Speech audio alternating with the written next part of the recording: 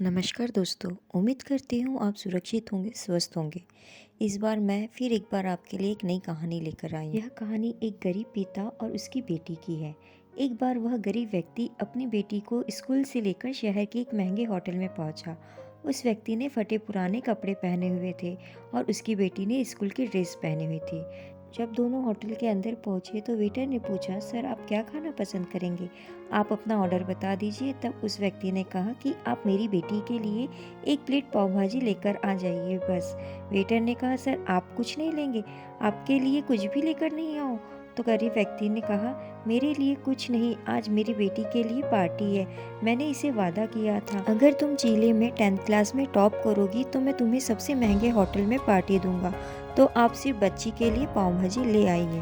Waiter यह बात सुनते दौड़कर अपने मालिक के पास गया और बोला कि सर आपसे एक छोटी सी रिक्वेस्ट है कि आप मेरी सैलरी से पैसे काट लेना, लेकिन आज मैं चाहता हूँ कि उसकी बच्ची के साथ उसके पिता को भी एक प्लेट पाव भाजी खिलाया जाए, क्योंकि उसकी बच्ची ने पूरे जिले में 10th क्लास टॉप किया है।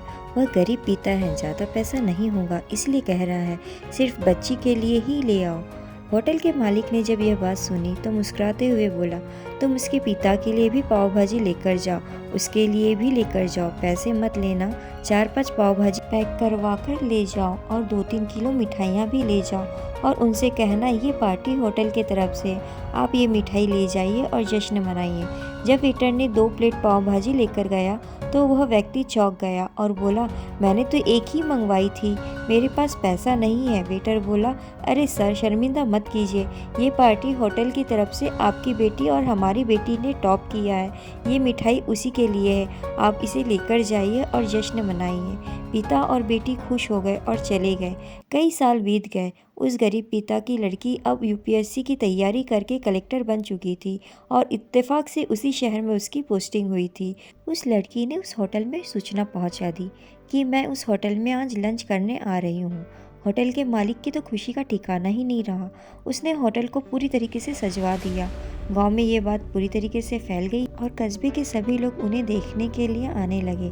कलेक्टर अपने पिता के साथ उस होटल में पहुंचे। कलेक्टर ने होटल के मालिक से कहा, शायद आप मुझे पहचान नहीं पा रहे हैं, हम वही पिता और पुत्री है जो कि हमारे 10th क्लास के टॉप करने पर आपने मुझे पार्टी दी थी। हम वही पिता पुत्री है, आज फिर से आए हैं और आज पार्टी हम देंगे आपको, आपके पूरे स्टाफ को और पूरे गांव को, क्योंकि आपने गरीब का सम्मान किया है।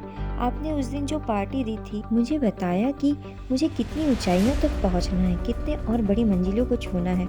आपने एक नई प्रेरणा दी थी और आज मैं उसी प्रेरणा का एहसान चुकाने के लिए आई हूँ। वो मैडम ये सब कहते जा रही थी और आंखों से आंसू बहते जा रही थी। यह कहानी हमें सिखाती है कि कभी भी किसी गरीब का मजाक नहीं उड़ाना चाहिए। हो सके तो उसकी मदद करना, और अगर मदद ना कर सको तो उसका मजाक तो बिल्कुल भी ना उड़ा।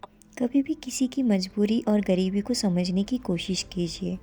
कर दिखाइए कुछ ऐसा कि दुनिया बनना चाहे आपके जैसा। आपको ये कहानी कैसी लगी हमें कमेंट्स करके ज़रूर बताइए और लाइक सब्सक्राइब करना ना भूलें।